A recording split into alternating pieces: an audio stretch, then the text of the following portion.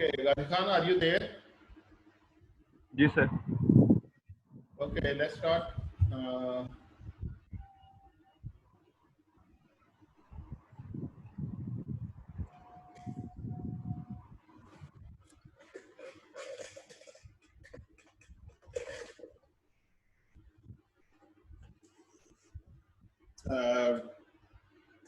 मुतबदला ताहिर साहब को भी दे देना इस मीटिंग का link. Ji sir.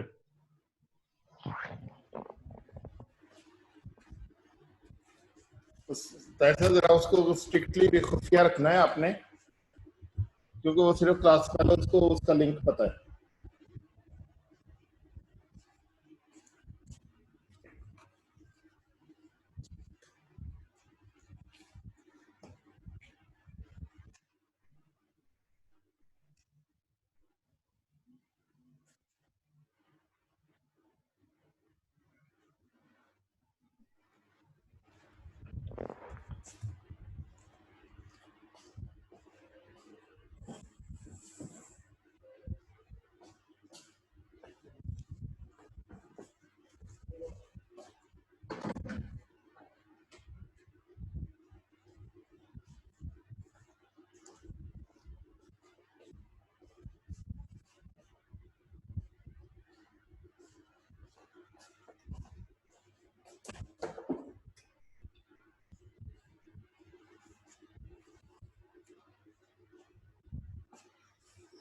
Okay, let's start today's lecture.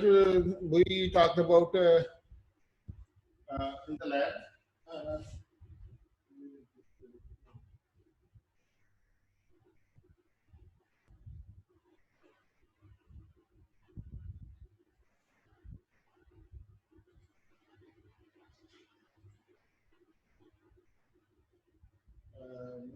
दोबारा मेल करना मुझे आपकी मीटिंग का लिंक. जी सर. लिंक दोबारा ईमेल कर दें. आज की मीटिंग का. ये अभी चल रही है. ठीक है सर. बहुत पहले आपने जो है वो हाथ पर कर दिया करेगा.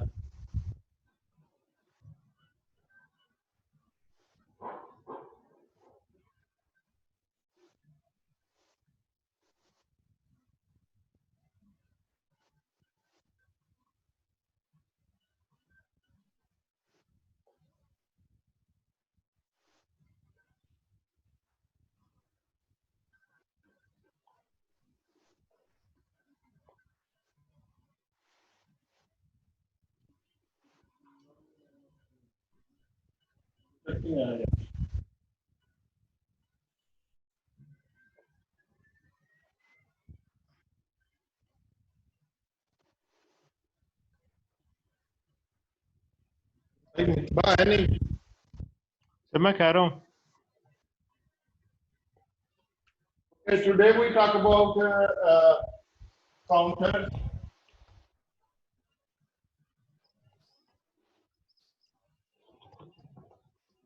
and shift register.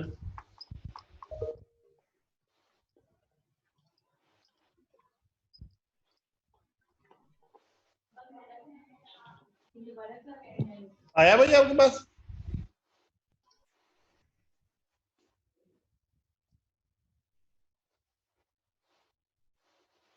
Sir white board visible नहीं है. फोकस नहीं है सर. फोकस नहीं है. मेरा जरा जूम करना भाई. मुझवा इसको मेरी वाली को वीडियो को इधर ले आए. अच्छा नहीं है वीडियो. सर मैं करता हूँ एक सेकेंड. आपके वो वीडियो है क्या?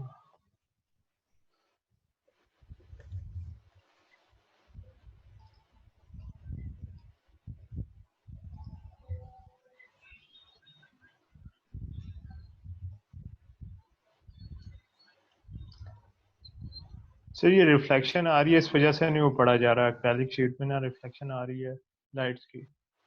लाइट्स की रिफ्लेक्शन आ रही है. जी सर.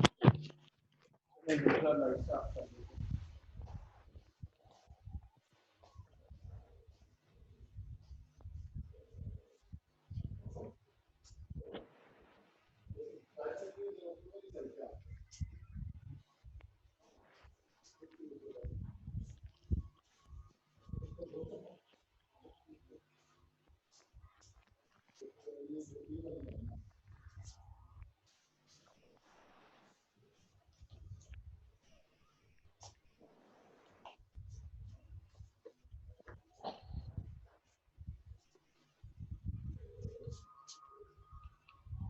बाकी सारी जला देंगे बस।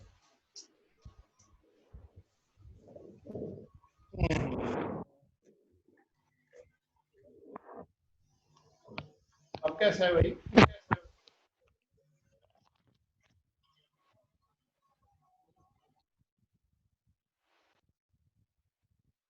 एक लाइट इधर अभी भी नजर एक लाइट इधर रख दो।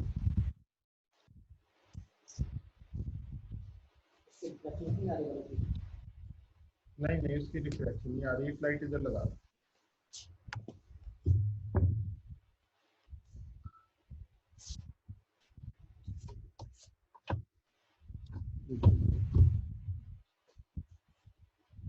अब ठीक हो गया है ना? अब सही है?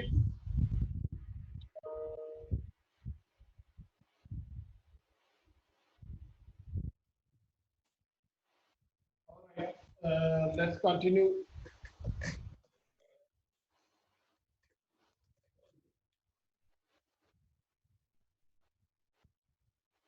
सर आई थिंक फोकस का मसला है, रिफ्लेक्शन का मसला नहीं है। फोकस का मसला यार, फोकस का मसला तो हमने ठीक करने की कोशिश की है, इसमें तो है नहीं है। ये जो है ना आपकी वीडियो सेटिंग में, इसमें फोकस का फंक्शन।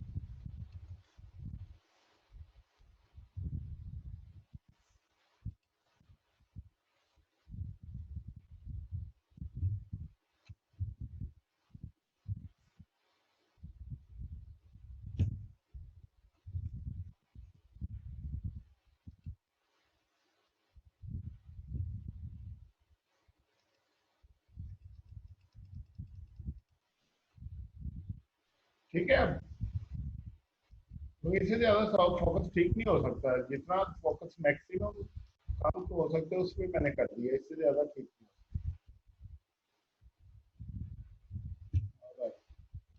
तो तो मेरा ख्याल है लाइट ऑन करेंगे तो बेहतर होगा। लाइटें ऑन करना जरा यार।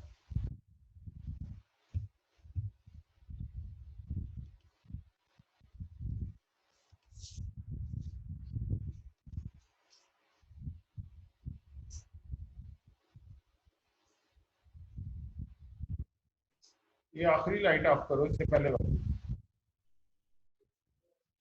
इससे पहले ऑन की, ये नहीं। एक और थी यार।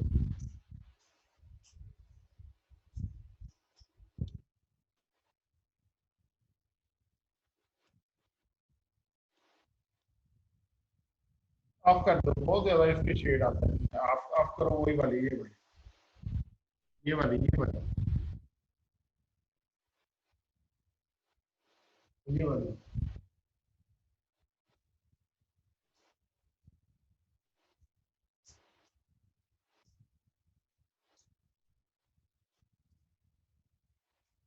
बंद कर दो। हाँ ये सही है, बस यहाँ की ठीक है, बस सही है। ओके, लेट्स गो एंड इससे ज्यादा बेहतर अभी नहीं हो रहा यार, कोई है इशू इसमें। कोई ना फोकसिंग का इशू है, तो लेट्स कंटिन्यू, इंशाल्लाह हो जाएगा गुजारा। ठीक है।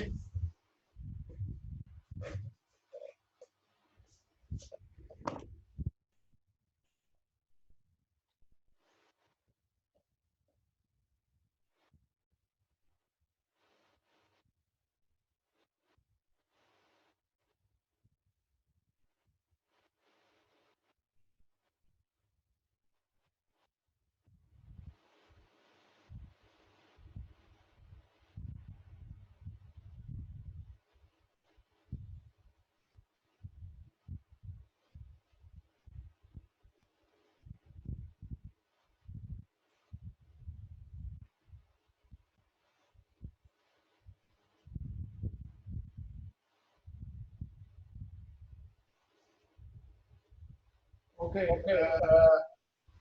Right. So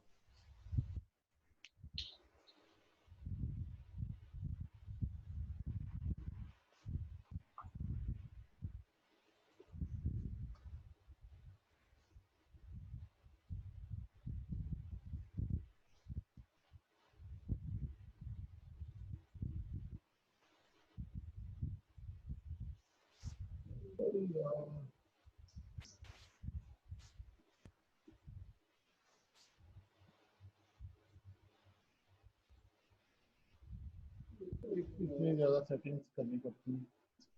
Okay. अब आइए now. We have after that shift register. Basically,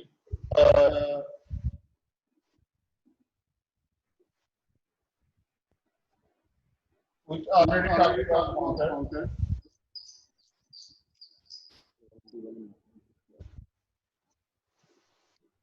So और भी पढ़े.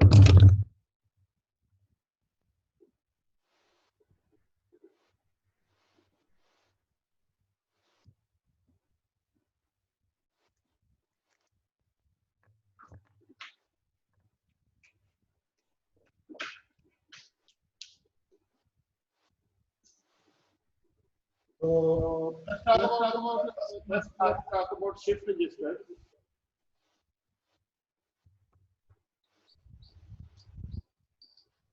Then we are going to see in the next step. How can we make a shift register? Basically, a shift register is the program of a deep flip-flop.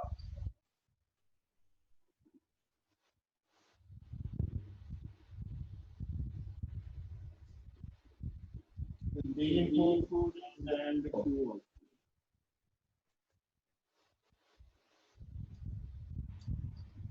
So let's say we have 8 of these, 4 of these flip-flops.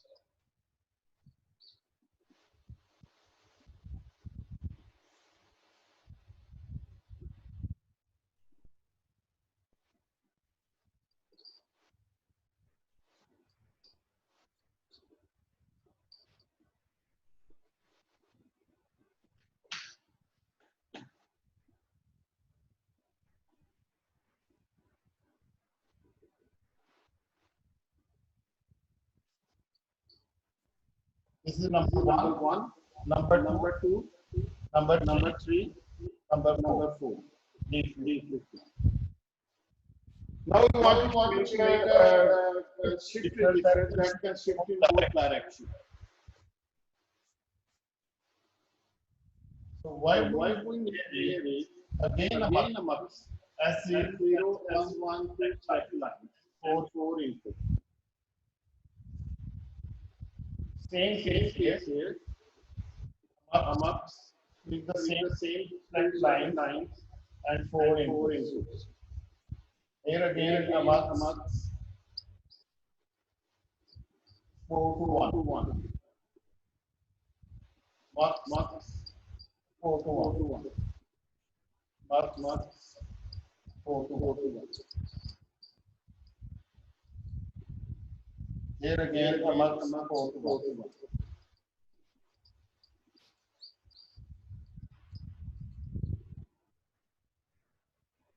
This is Q1, Q2, Q3, Q4.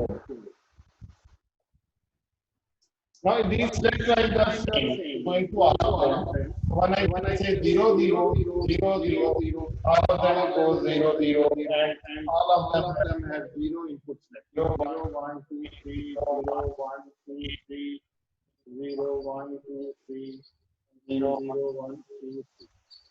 Same input select. When I make 0, 0, I select Q0 here. Q1 here, Q3 here. Yes.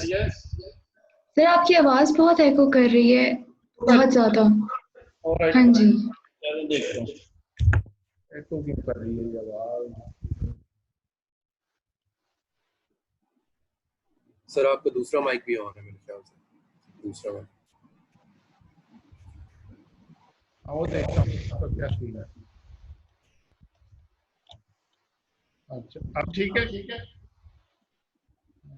Ji sir, बोलें कुछ। Hello. जी sir, अब ठीक है।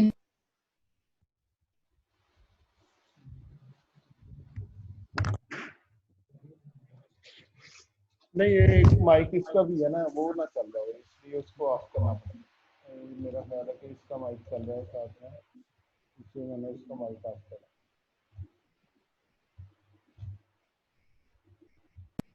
Sir अब ठीक है आपकी आवाज़। अब ठीक है। जी सर, अब ठीक है। Okay, so basically what I want is that when I say zero, the same inflected as the output. अभी भी है, अभी भी है।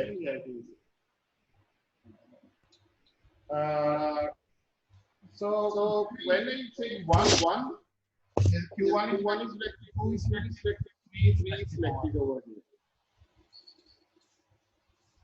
Now when I I'll have a clock also, clock input to one of them.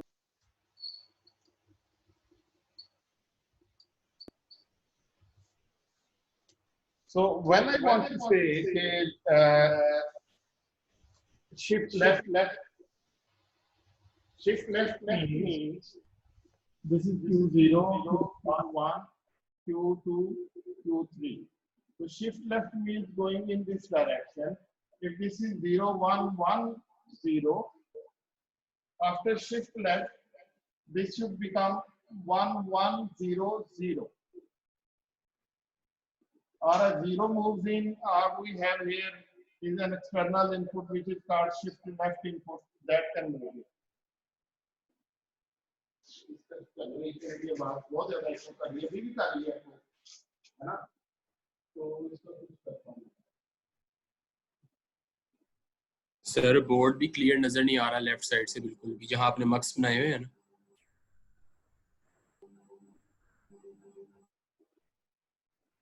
Sir वो एको का मसला आपकी दूसरी वीडियो की वजह से उसका माइक ऑन है।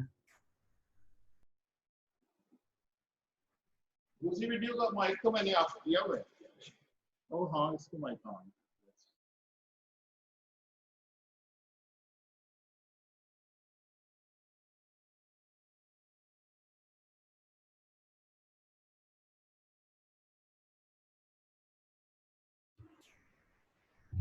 और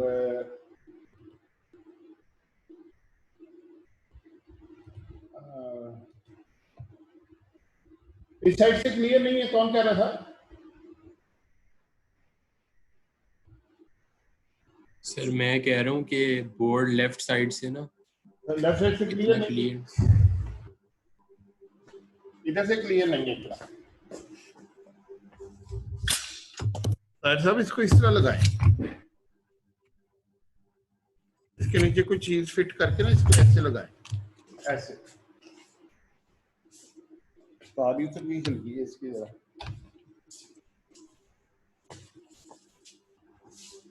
इसमें लगाएं तो ये लगा सही है सर। ठीक है, वो कहते हैं सर आपको ठीक है, कहते हैं लेफ्ट साइड से ठीक साइड से नजर आ रहा है। अब सही नजर आ रहा है? वो नहीं, सही नजर आ रहा है।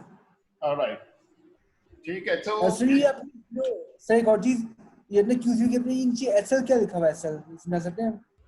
अच्छा, इसमें ये कि एसएल मींस कि ये आपका है शिफ्ट रजिस्टर, ये इसकी आउटपुट्स हैं Q0, Q1, Q2, Q3।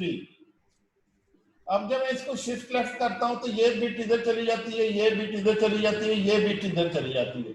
अब Q0 की जगह कौन सी बिट आएगी? उसके लिए ना शिफ्ट रजिस्टर की इनपुट पे हम एक इनपुट देते हैं कि जब शिफ्ट लेफ्ट कर रहे हैं तो Q0 की बजाय ये शिफ्ट लेफ्ट वाली बिट आ जाए। यहाँ पे जो भी लॉजिक स्टेट लगी होगी, यहाँ पे 1 दिया हुआ है तो Q0 1 हो जाएगा, Q0 Q1 में चला जाता है, Q1 Q2 में चला जाता है, Q2 Q3 में चला जाता है, Q3 किधर जाता है? वो कैरी में वो डिस्कार्ड हो जाता है, Q3 डिस्कार्ड हो जाता है। तो इसका मतलब यहाँ पर Q0 की जगह पे जो भी शिफ्ट लेफ्ट इनपुट दी हुई है ना, ये वाली, इसमें जो भी लॉजिक स्टेट दी हुई है वो यहाँ पे आ जाती है। जब ठीक है, ठीक है ना, तो यहाँ पे जो सब, तो ये जगह जो खाली हुई थी ना, ये 4 बंदे बैठे हुए ना, ये वाला चेयर से उठ के इधर चला गया, ये वाला इस चेयर से उठ के इधर चला गया, ये वाला चेयर से उठ के इधर चला गया, ये वाली चेयर खाली होगी। अब इस चेयर पे कौन बैठेगा? इसमें ये यहाँ से जो आपने इनपुट दी होती है वो बैठ जाते हैं यहाँ पे, ठीक है। इसी तरह ये इसको कहते हैं शिफ्ट लेफ्ट। इस तरह जब हम करते हैं शिफ्ट राइट,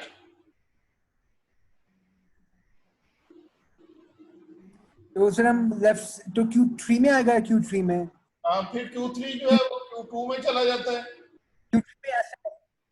Q3 में ऐसा रहेगा और बाकी उसकी जो ओरिजिनल वाली थी वो Q2 में चलेगी, Q2 की ओरिजिनल चलेगी, Q1 की Q3 में चलेगी, Q3 में जो वाली थी वो डिस्कार्ड हो जाएगी। ये Q0 डिस्कार्ड हो जाती है, गॉन, डिस्कार्ड। और Q3 जो है ना Q2 में जो यहाँ पर SR आ जाती है। तो एक इसकी SR इनपुट सर जो है सर SL, सर ये जो है SL की एक सिलेक्ट लाइन है सर, सिलेक्ट लाइन कौन सी जो है शिफ्ट लेफ्ट और शिफ्ट राइट की सिलेक्ट लाइंस हैं। हाँ, ये सिलेक्ट लाइन से अभी बनाते हैं ना कि ये कैसे बनता कैसे है। कुछ लोगों ने लैब में ब्लैक बॉक्स को यूज कर लिया लेकिन अभी बना के नहीं देखा होगा, तो इसको बना के अभी देखते हैं कि ये बनता कैसे है। इसको बनाने के लिए ये करते हैं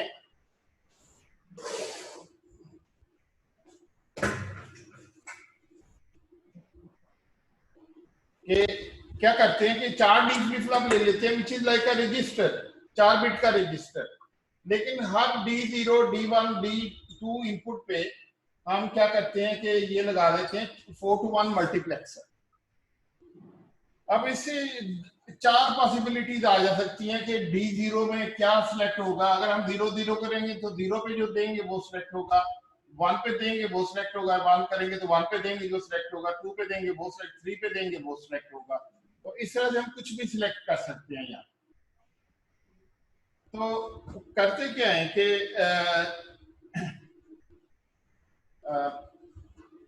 जब 0-0 करते हैं ना तो यहाँ पे Q0 पे भी 0 लगा दिया, Q1 पे भी ये लगा दिया, Q1, Q2, Q3। अब यहाँ पे 0-0 जब दिया तो यहाँ पे क्या आएगा? Q0। तो हम क्या देते हैं कि S0, S1 को अगर हम 0-0 करें तो नो चेंज।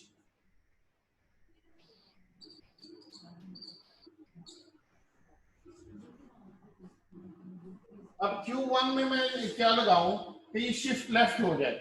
अब मैं ये यहाँ पे क्या करता हूँ, Q1 लगा देता हूँ, यहाँ पे लगा देता हूँ Q2, यहाँ पे लगा देता हूँ Q3, यहाँ पे लगा देता हूँ Q, यहाँ पे क्या लगाओ? यहाँ पे कुछ नहीं लगाए हैं? फिर यहाँ पे लेफ्ट +1 यहाँ पे शिफ्ट लेफ्ट लगा दूंगा ना, ये शिफ्ट राइट लगाऊंगा यहाँ पे। Shift right. तो क्या होगा कि जब मैं अब क्लॉक करूंगा ना, इसको 0-1 करके क्लॉक करूंगा तो इधर से Q1 सिलेक्ट होगा, तो ये यूं लगेगा ये डाटा ऊपर चला गया। क्लॉक के बाद इधर से Q1 सिलेक्ट हुआ है, क्लॉक के बाद Q1 इधर आ जाएगा तो यूं लगेगा ये डाटा इधर से इधर चला गया। यहाँ से Q2 सिलेक्ट हुआ है, यहाँ पे Q2 आ जाएगा, क्लॉक के बाद ये Q2 इधर चला जाएगा तो यूं लगेगा जैसे ये डाटा इधर शिफ्ट हो गया। इस तरह यहाँ पे Q3 लगाया हुआ है तो यहाँ पे Q3 आ जाएगा, क्लॉक के बाद ये Q3 इधर चला जाएगा तो यूं लगेगा कि ये डाटा इधर शिफ्ट हो गया। अब ये जगह खाली होगी, ये कुर्सी खाली होगी, यहाँ पे ये आ जाएगा शिफ्ट राइट। तो यहाँ पे एक लॉजिक स्विच लगा देते हैं जो हमने लगा सकते हैं जिससे हम इसको शिफ्ट कर सकते हैं। सिमिलरली अगर हमने करना है इसको शिफ्ट लेफ्ट करना है तो क्या करेंगे? शिफ्ट लेफ्ट करने के लिए इसको 1-0 यहाँ पे दे सकते हैं, 1-0 दे सकते हैं इसके यहाँ पे शिफ्ट लेफ्ट सेलेक्ट करने के।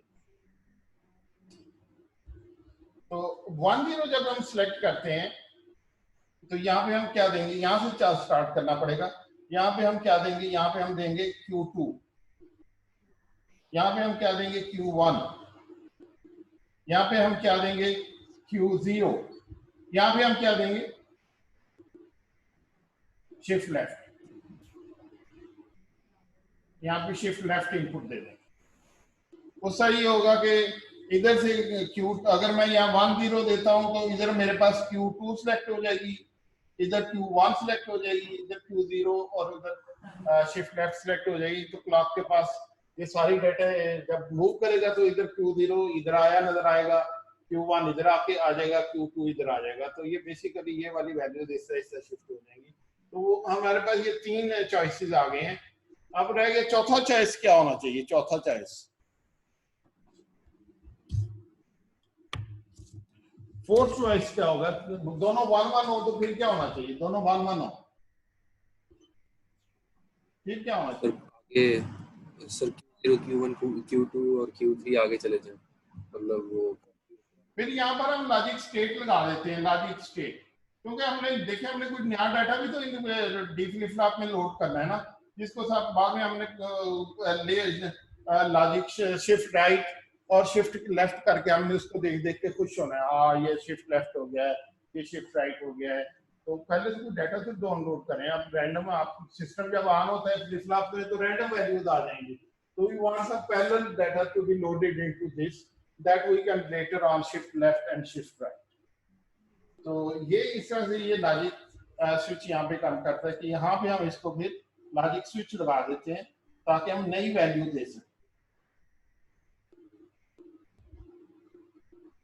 लॉजिक क्या देते हैं? स्टेट लगा देते हैं या स्विच लगा देते हैं, जो भी है।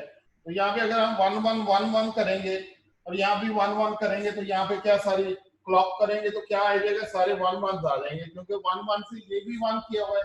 ये चलो ये दोनों 0 कर देता हूँ मैं, ये दोनों 0 किए हैं, ये भी 1 किया हुआ है। अब मैं इन सारों को 1 1 करके यहाँ भी 1 1 कर देता हूँ, यहाँ भी 1 1 कर देता हूँ, यहाँ भी 1 1, यहाँ भी 1 1, यहाँ भी 1 1, यहाँ भी 1 1, सारे 1 1 हो जाते हैं। तो इधर से ये लॉजिक स्टेट इधर सिलेक्ट होके आ जाएगी। यहाँ 1 आ जाएगा, यहाँ 0 आ जाएगा, यहाँ 0 आ जाएगा, यहाँ 1 आ जाएगा। जब क्लॉक करेंगे तो क्या होगा? यही वैल्यू आउटपुट पे चली जाएंगी 1 0 0 1। तो हम कहेंगे कि हमने इस शिफ्ट रजिस्टर में डेसिमल 9 लोड कर दिए। तो पहले ये कोई वैल्यू लोड करते हैं, उसके बाद फिर उसको खेलते हैं उसके साथ, जिस तरह भी करना है, उसको शिफ्ट राइट करना है या उसको शिफ्ट लेफ्ट करना है, जो भी करना है। पहले तो वैल्यू तो लोड करनी पड़ती है उसके अंदर। तो इस तरह से वैल्यू लोड कर लेते हैं तो हमारे पास 4 मोड हो जाते हैं इसमें। 0 1 शिफ्ट लेफ्ट होगा या शिफ्ट राइट, जो भी है हमारा। शिफ्ट राइट होगा।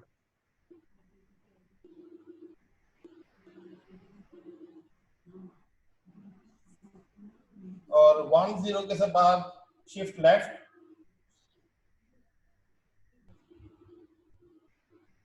और 1 1 के बाद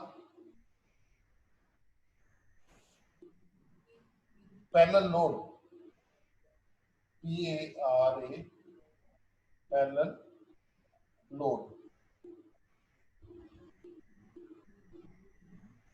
ये पैरेलल लोड के लिए यूज होगी वाली।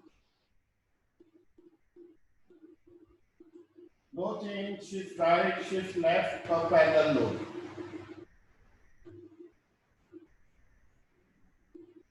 इससे बड़ा बहुत ही ज्यादा यूजफुल सर्किट है, सारे कंप्यूटर में यूज होता है, सी के अंदर भी यूज होता है। जैसे आप सी लैंग्वेज में आप कह सकते हैं कोई भी वेरिएबल एक्स कर लें, x equal to x shift left 1। X के अंदर एक्स डालें, इसको शिफ्ट लेफ्ट करें 1 टाइम।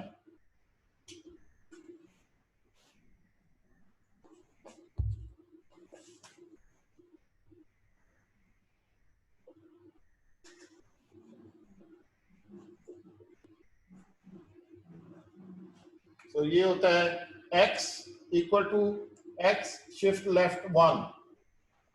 तो y में भी जा सकता, मतलब ये कि शिफ्ट करो और x में इसमें 1 इसमें डाल दें, तो जो भी x की वैल्यू होगी वो एक दफा शिफ्ट लेफ्ट। इंसिडेंटली कंप्यूटर में 0 ही शिफ्ट लेफ्ट होता है, कंप्यूटर में यहाँ पे हमेशा 0 लगा होता है। शिफ्ट राइट की इनपुट भी हमेशा 0 ही होती है, और 1 नहीं, और कोई नंबर सिलेक्ट नहीं आप कर सकते। इसका मतलब एक दफा इसको शिफ्ट करो, अगर 2 लगा देंगे तो वो 2 दफा शिफ्ट कर देगा, 5 लगा देंगे 5 दफा शिफ्ट कर देगा। तो इस तरह से शिफ्टिंग ऑपरेशन उसमें हो जाता है कंप्यूटर में। So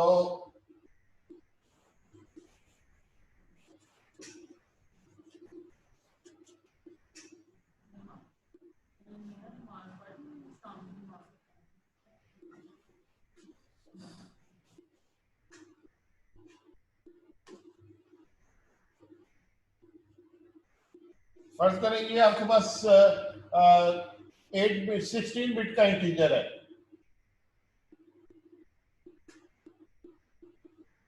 0 1 1 1 0 1 0 1 1 1 1 1 1 0 1। ये 16 बिट का कोई इंटीजर है। अब ये x इसके बराबर है। अगर मैं कहता हूं x equal to x shift right 5 times, let me make it this 0 0 0।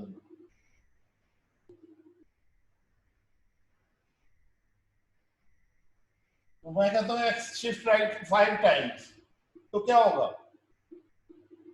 बता सकते हैं कोई क्या होगा?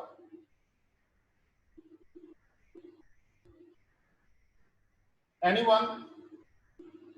सर लेफ्ट करना है राइट करना है? राइट।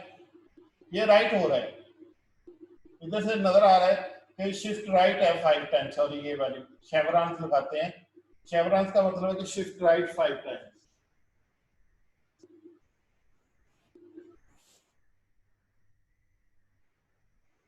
तो इससे क्या होगा? x की नई वैल्यू क्या होगी?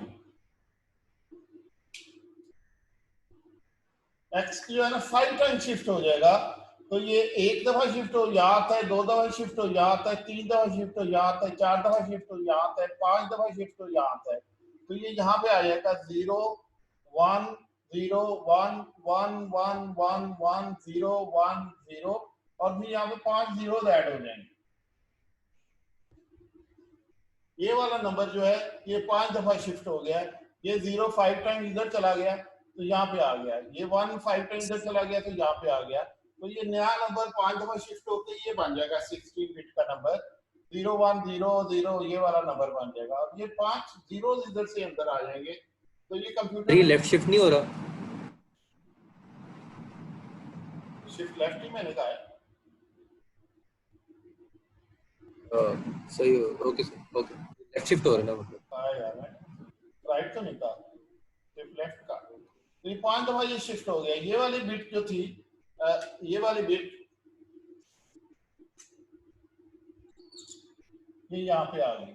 5 दफा शिफ्ट होने के बाद ये वाली बिट यहाँ पे आ गई, ये वाली बिट यहाँ पे आ गई, ये वाली बिट यहाँ पे आ गई। इस तरह से 5 दफा ये नंबर शिफ्ट हो गया। ये वाली बिट यहाँ पे आ गई और यहाँ पे 5 zeros ऐड हो गए।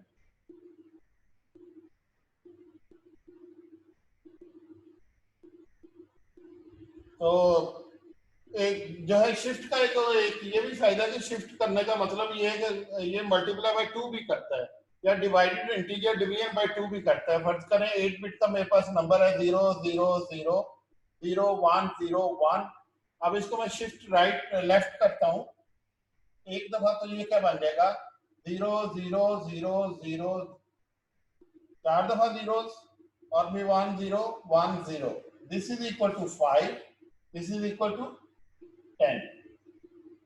एक दफा और शिफ्ट करूंगा तो ये हो जाएगा 0 0 0 1 0 1 0 0, which is equal to 16 plus 4 20।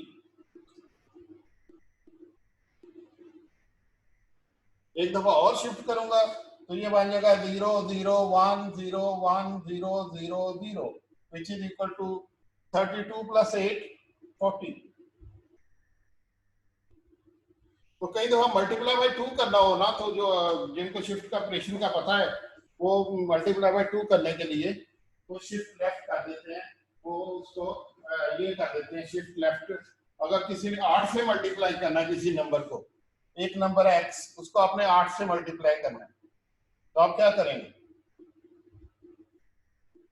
x equal to 4 दफा लेफ्ट, x 4 बार लेफ्ट कर देंगे। 8 से मल्टीप्लाई करना है, 3 बिट शिफ्ट कर देंगे। 3 दफा मल्टीप्लाई करेंगे तो 2 के पावर 3 मींस 8 से मल्टीप्लाई हो जाएगा। ये देखें 5 था, इसको मैंने कितनी दफा 3 दफा शिफ्ट किया है तो ये 2 दफा शिफ्ट किया है तो 20 बन गया, वो चीज मल्टीप्लाई बाय 4। 3 दफा शिफ्ट किया तो ये 8 से मल्टीप्लाई हुआ है और 40 हो गया है। तो किसी नंबर को आपने 2 रेज़ पावर समथिंग से मल्टीप्लाई करना है तो आप उसको जो है ना मल्टीप्लिकेशन यूज नहीं करते। अगर आपने कोई बहुत ही हाई स्पीड एम्बेडेड सॉफ्टवेयर बनानी है, you don't use in that case you don't use a multiply sign, you use shift multiply। इस तरह इसको अगर मैं शिफ्ट राइट करूंगा तो क्या होगा, शिफ्ट डिवाइड हो जाएगा, क्या होगा, मल्टीप्लाई ये करेगा। हो जाएगा 0 0 0 0 0 1 0, एक 0 यहाँ पे आ गया और ये सारे इधर को शिफ्ट हो गए, ये 1 जो था ना ये गायब हो गया, ये 0 यहाँ पे आ गया। तो ये किसके बराबर है, 2 के बराबर। इंटीजर डिवीजन बाय 2 हो गया, 5 को इंटीजर डिवाइड किया 2 से तो 2 आंसर आया। फिर एक दफा और मैं इसको शिफ्ट लेफ्ट राइट करूंगा तो ये किसके बराबर हो जाएगा, 0 0 0 0 0 0 0 1 which is equal to 1। तो एक दफा ये और शिफ्ट लेफ्ट हो गया, डिवाइड बाय 2 हो गया। फिर एक दफा और शिफ्ट लेफ्ट करूंगा तो ये 0 हो जाएगा। कोई भी एक नंबर है उसको 8 दफा शिफ्ट लेफ्ट करूं, एक 8 बिट का नंबर है उसको 8 दफा शिफ्ट लेफ्ट करूंगा तो क्या होगा, 0। किसी एक नंबर को 8 दफा शिफ्ट राइट करूंगा तो क्या होगा, 0। So this is the case with the shift number. So it's very important component of the processor that does the shifting also. And this is the hardware inside the shift circuit.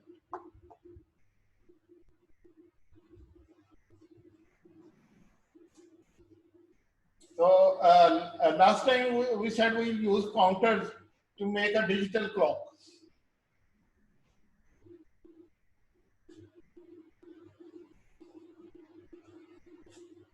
So let's see if we can make a digital clock. हम sir आप ये बात दोबारा repeat कर देंगे कि जब हम शिफ्ट लेफ्ट करते हैं तो मल्टीप्लाइड बाय 2 होता है और जब शिफ्ट राइट करते हैं तो डिवाइड बाय 2 होता है। डिवाइड बाय 2 होता है और इंटीजर डिवीजन होती है। ठीक है सर। और इसमें सर ये मल्टीप्लाई वो आपने ये क्या कहा है कि 8 दफा शिफ्ट करें तो 0 है, तो वो बता दें। 8 दफा शिफ्ट करते हैं ना, मतलब ये नंबर है 1 1 8 बिट का नंबर है 1 1 1 1, इसको 8 दफा एक दफा शिफ्ट करूंगा यहाँ पे 0 आ जाएगा, 2 दफा शिफ्ट करूंगा 2 0 हो जाएंगे, 8 दफा शिफ्ट करूंगा तो क्या होगा, 8 zeros आ जाएंगे, 8 zeros आ जाएंगे। तो ये नंबर क्या हो गया, अब 8 बिट का नंबर है, उसको अगर मैं 8 दफा शिफ्ट करूंगा तो ये 0 जो यहाँ से सारी कुर्सी ये सारे बाहर चले गए, सारी कुर्सियां खाली हो गई, ये तो सारे निकल गए, आठों के आठों बंदे कमरे से निकल गए और इसी जगह ये 8 zeros यहाँ पे आ गए, उन कुर्सियों पे बैठ गए, तो ये तो नंबर सारा 0 हो गया। ठीक है, अब समझ आ गई? यस सर, ठीक है। तो 8 दफा एक 16 बिट के नंबर को मैं 16 दफा राइट शिफ्ट करूंगा तो वो 16 दफा शिफ्ट करने से वो 16 के 16 ही बंदे जो हैं कुर्सियों से उठ के बाहर चले जाएंगे, उनकी जगह 16 zeros आ जाएंगे।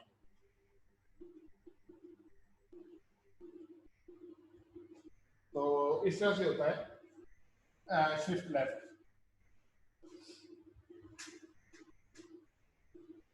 एक छोटी सी चीज मुझे दिल तो नहीं कर रहा मैं बताने का, लेकिन मेरा ये कि मैं बता देता हूँ, मैं नहीं चाहता कि ज्यादा ही हम ऑलरेडी ऑनलाइन में होता है मसला, लेकिन ये साइन टू कॉम्प्लीमेंट नंबर को कैसे शिफ्ट करते हैं। टू कॉम्प्लीमेंट नंबर है, ये उसकी साइन बिट है और ये फर्ज करें ये नंबर है, ये किसके बराबर है, ये वाला नंबर,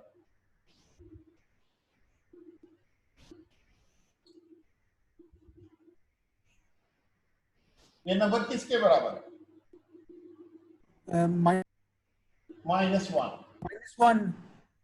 -1 तो इसको जब आप शिफ्ट राइट करेंगे तो क्या होगा, ये बन जाएगा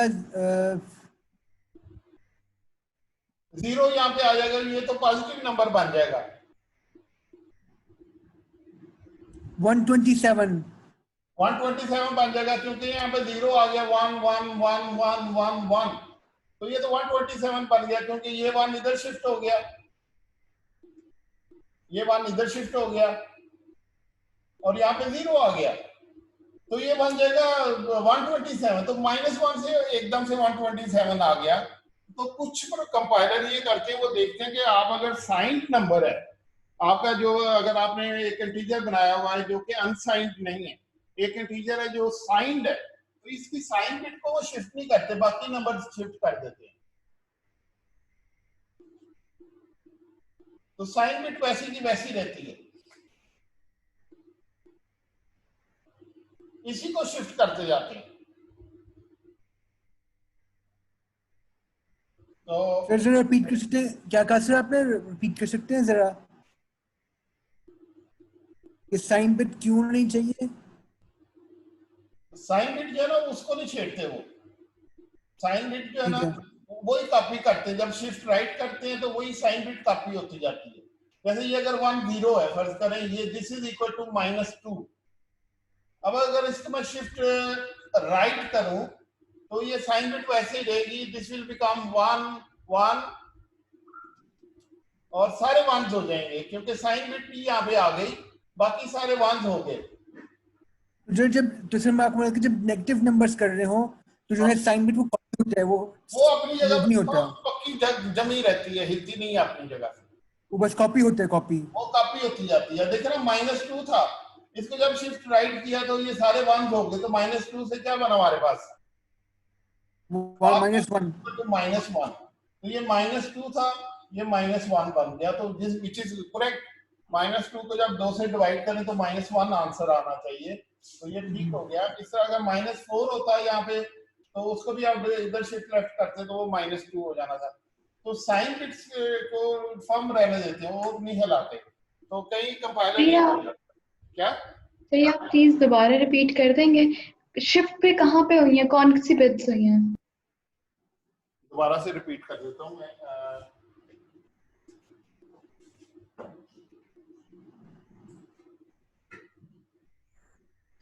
basically we are talking about unsigned numbers में, तो मैंने बताया था कि 0 आ जाता है अनसाइंड नंबर्स, ठीक है।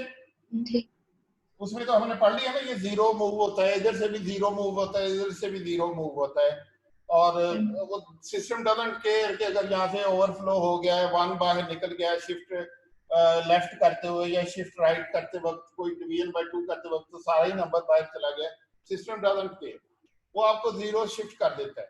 लेकिन आप किसी साइंड नंबर को अगर इंटीजर मैंने किया हुआ इंट x साइंड नंबर है, इसमें एक साइन बिट भी होगी।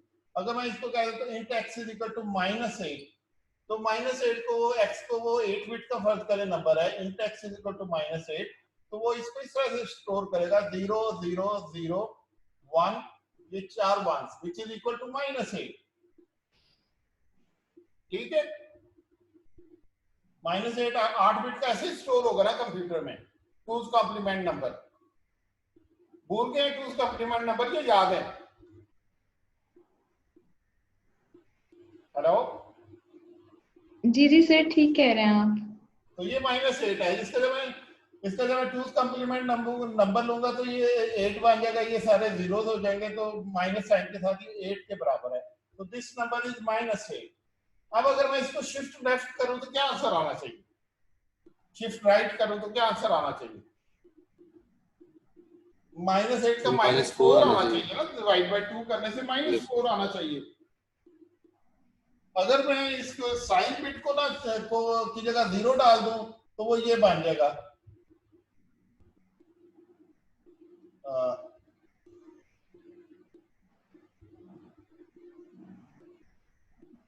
ये बन जाएगा, ये वाली साइन, ये इधर आ गया, ये इधर आ गया, ये इधर आ गया। अगर मैं वही तरीका करूं कि हमेशा 0 इधर मूव करना है तो ये नंबर बन जाएगा which is equal to a positive number. तो -8 से हम कोई पॉजिटिव नंबर किसी में चले गए, ये तो बहुत बड़ी गड़बड़ होगी, है कि नहीं गड़बड़?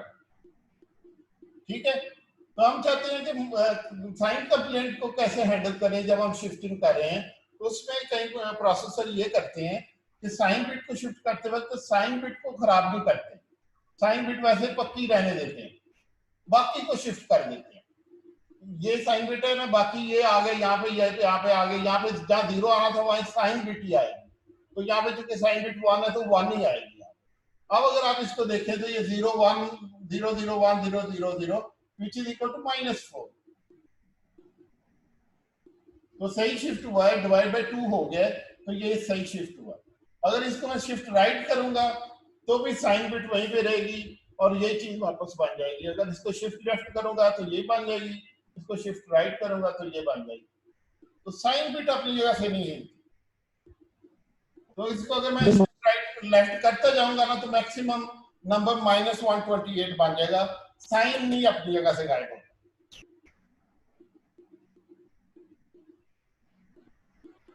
तो इसको मैं शिफ्ट लेफ्ट करता हूं तो ये बन जाएगा 1 0 0 0 0 सॉरी 1 1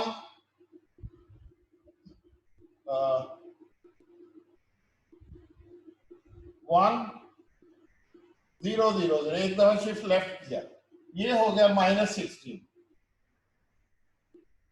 फिर एक दफा और शिफ्ट लेफ्ट किया 1 1, ये हो गया 0 0 0 0 0 विच is equal to -32।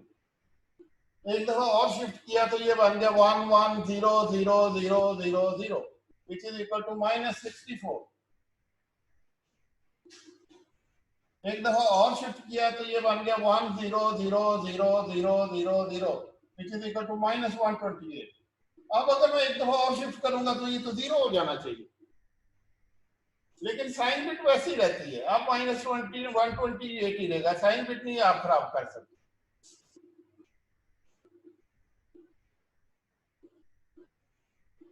Signed number को कई कंपाइलर इस तरह से हैंडल करते हैं कि वो साइन देखते हैं कि डाटा टाइप कौन सी है, उसके बाद ALU को बताते हैं कि शिफ्ट करते वक्त बेटा ये साइन बिट जो है ना इसको नीचे,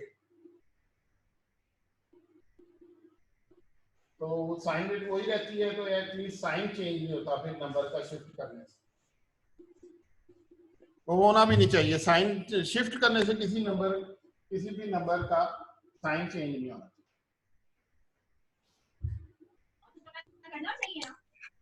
ठीक है। मिनिमम नंबर माइनस शिफ्ट करते जाए -1 चला जाएगा, मैक्सिमम -128 चला जाएगा, क्योंकि सारे 1 हो जाएंगे तो वो -1 हो जाएगा। सर -4 को एक दफा फिर से राइट शिफ्ट करके बता देंगे, -4 से -2 एक दफा बना के बता देंगे। -4 को -2 जी सर।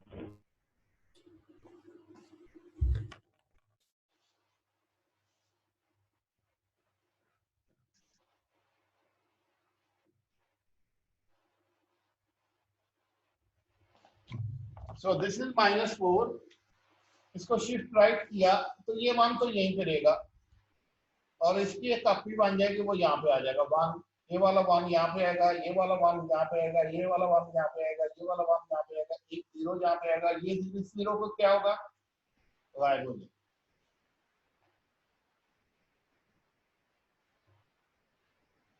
ये नंबर बन जाएगा। अब this what is this number equal to, ये नेगेटिव नंबर है, माइनस साइन इसके साथ लगा दिया, अब इसका 2's कॉम्प्लीमेंट नहीं तो ये बन जाता है 0, पहला 1 वैसे ही रहने दिया, बाकी सारे 0 कर दिए, तो ये किसके बराबर है?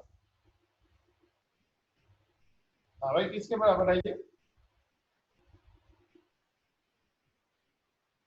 किसके बराबर है?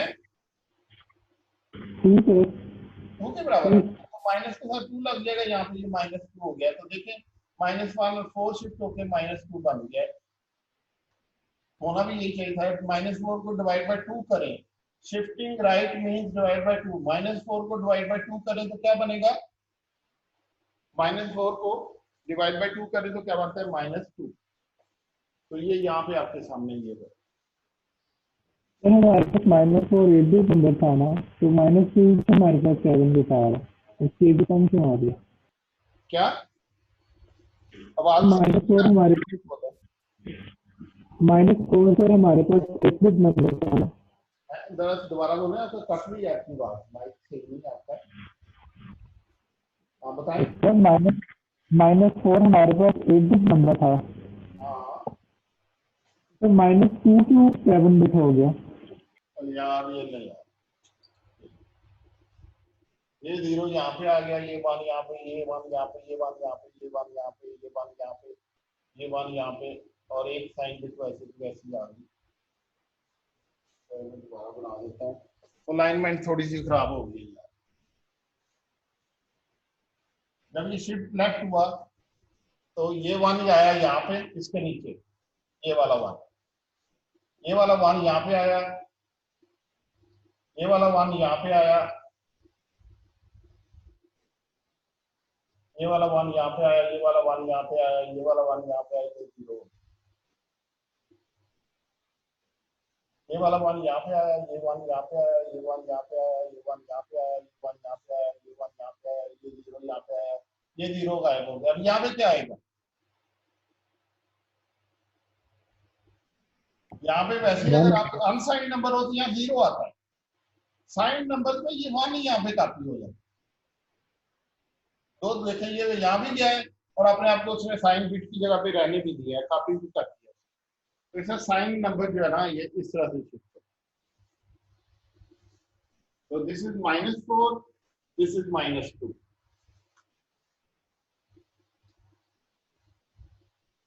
सर इसको एक और दफा राइट शिफ्ट करेंगे तो हमारे पास -1 आ जाएगा। और राइट शिफ्ट करेंगे तो ये वाला नंबर यहाँ पे आ जाएगा 1, ये वाला यहाँ पे आ जाएगा 1। ये आप लोग मेरा मजाक तो नहीं उड़ा रहे यार? नहीं सर, अगर हम -1 को दोबारा शिफ्ट करें तो 0 आना चाहिए कि क्या आना चाहिए? ये 1 आ जाएगा, ये वाला 1 यहाँ पे कॉपी हो जाएगा -1। सर इसको एक और दफा राइट शिफ्ट करेंगे, इसको एक और राइट शिफ्ट करेंगे तो यही रहेगा। लेकिन सर 1 डिवाइड बाय 2 0 नहीं आना चाहिए अगर इंटीजर 0 होना चाहिए, लेकिन वो कैसे इसको 0 करे? मतलब सर नहीं होगा। नहीं होगा।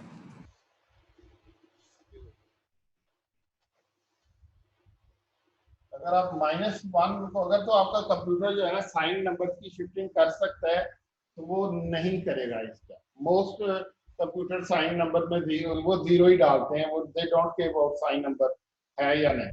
लेकिन अगर एक नंबर ऐसा है जो कि साइन कर सकता है, इसको कहते हैं अरिथमेटिक शिफ्ट। अरिथमेटिक शिफ्ट जो होती है उसमें साइन बिट का ख्याल रखा जाता है। Arithmetic shift. एक होती है लॉजिक शिफ्ट। लॉजिक शिफ्ट में क्या होता है, हमेशा 0 ही डाले जाते हैं, चाहे आप लेफ्ट को शिफ्ट करें चाहे राइट को शिफ्ट करें। उन लॉजिक शिफ्ट में वो नो साइन तक, no worries about the sign bit. Arithmetic shift में साइन बिट को मेंटेन रखते हैं, लॉजिक शिफ्ट में 0 ही शिफ्ट करते हैं, ऑलवेज 0, ऑलवेज 0 शिफ्ट होता है लॉजिक शिफ्ट। तो अक्सर प्रोसेसर में अरिथमेटिक शिफ्ट नहीं कर सकते,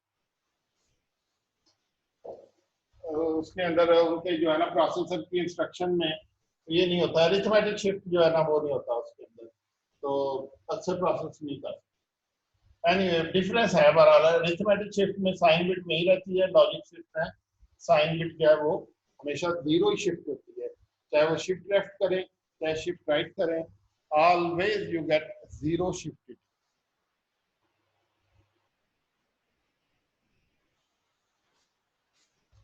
So that's the case of the two shift register.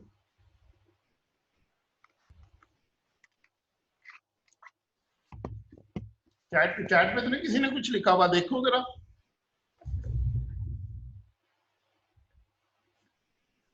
Sign bit changes to 0।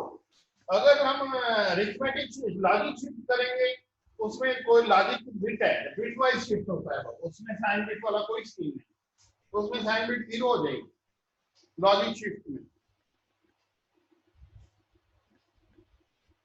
Arithmetic shift होती है जो कि साइन नंबर के लिए होती है, वो देखती है कि डाटा टाइप में आपने ऊपर ये अनसाइंड, अगर मैं इसको अनसाइंड कर दूंगा, unsigned integer,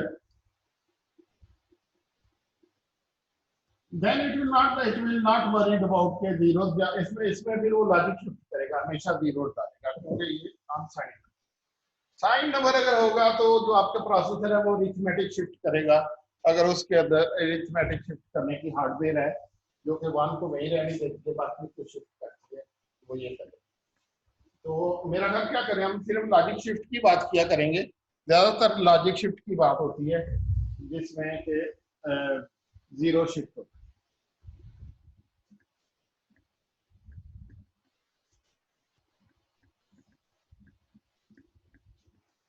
okay, so that's all about shifting. एक और फंक्शन होता है, वो होता है रोटेट।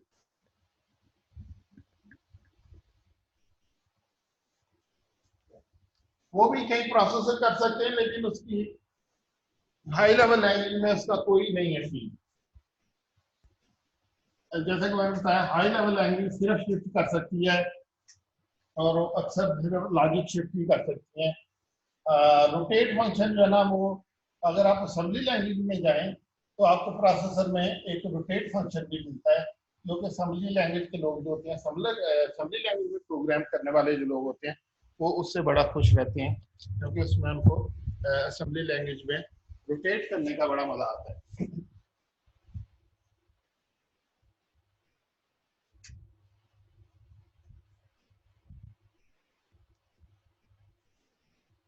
तो अगर फर्ज करें रोटेट क्या है, तो अगर ये वाला नंबर है 0 1 0 1 1 1 1 0 0 0,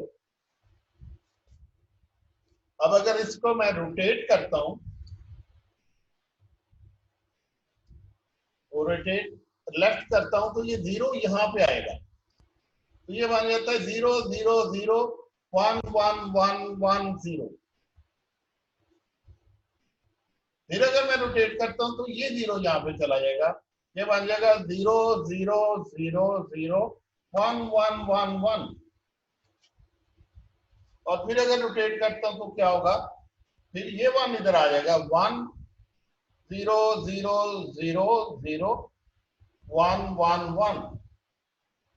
इस तरह ये घूमता रहेगा। 8 दफा रोटेट करूंगा तो वही नंबर वापस आ जाएगा।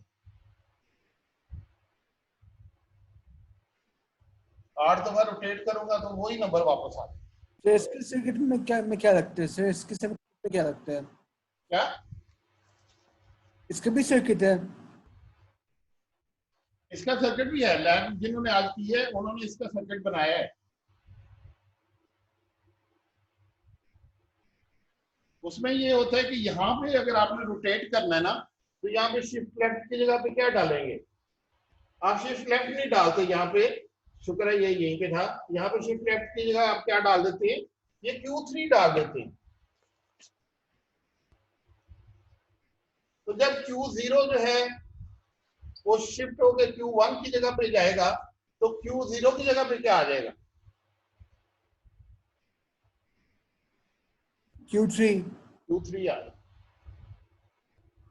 इसी तरह अगर हमने रोटेट राइट करना है, तो हम यहाँ पर फिर यहाँ पे शिफ्ट राइट नहीं डालते, यहाँ पे हम Q0 डाल देते हैं। जब Q3 शिफ्ट होकर Q2 की जगह पे जाता है, तो Q3 की जगह पे क्या आ जाता है, Q0 आ जाता है। तो इस तरह से वो एक कुत्ता है जो अपनी दुम के पीछे पीछे भागता रहता है, ऐसे करके कुत्ता भागता है ना अपनी दुम के पीछे। तो ये इस तरह सर आपने कहा है कि ये सिर्फ ये हाई लेवल लैंग्वेज नहीं यूज कर सकती, हाई लेवल लैंग्वेज यूज कर सकते, ठीक है, लेकिन असेंबली लैंग्वेज में ये फंक्शन होता है। असेंबली लैंग्वेज में इसके बड़े मजे के यूज होते हैं, बड़े काम हो सकते हैं, लेकिन हाई लेवल लैंग्वेज में रोटेट का फंक्शन नहीं असेंबली लैंग्वेज में होता है।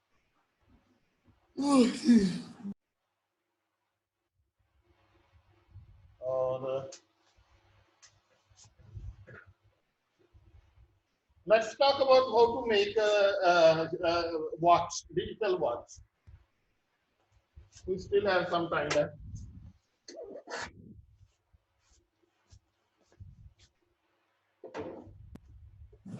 फ्लिप फ्लॉप्स अगर हम एक मास्टर फ्लिप फ्लॉप और 15 से फ्लिप फ्लॉप्स लगाएंगे एक के बाद एक, काफी सारे फ्लिप फ्लॉप लगेंगे, ठीक है, 16 फ्लिप फ्लॉप्स 1 सेकंड के लिए। हाँ नहीं, मैं अभी बताता हूँ कैसे बनता है, जरा सब्र करें, अभी कुछ देखेंगे कैसे बनता है। सबसे पहले तो ये करते हैं कि एक ऑसिलेटर बनाते हैं, जिसको कहते हैं real time oscillator, real time clock oscillator. ये क्लॉक ऑसिलेटर जो होता है ये होता है एग्जैक्टली 32768 क्लॉक कहते हैं इसको। डिजिटल क्लॉक का ऑसिलेटर भी कहते हैं। ये क्रिस्टल होती है जिससे ये बनता है। इसको पहले इसको डिवाइड बाय 2 करते हैं 15 दफा। What you get is exact 1 second clock. 3278 को एक दफा करें तो 16 समथिंग आ जाएगा, फिर 8192 आएगा, फिर 4146 आएगा, फिर 20496 आएगा, फिर 1024 आएगा, इस तरह 512 256 हर्ट्ज बन जाएगा। 256 हर्ट्ज से 128 हर्ट्ज, फिर 64 हर्ट्ज, फिर डिवाइड करेंगे 32 हर्ट्ज, फिर डिवाइड करेंगे 16 हर्ट्ज, फिर डिवाइड करेंगे 8 हर्ट्ज, फिर डिवाइड करेंगे 4 हर्ट्ज, फिर डिवाइड करेंगे 2 हर्ट्ज, फिर डिवाइड करेंगे तो 1 हर्ट्ज। तो डिवाइड बाय 2 करते जाते हैं इस फ्रीक्वेंसी को 50 टाइम्स डिवाइड बाय 2। वो 2 is about 15 बन जाता है, which is 32768। 15 दफा डिवाइड बाय 2 करें, 15 टाइम्स डिवाइड बाय 2।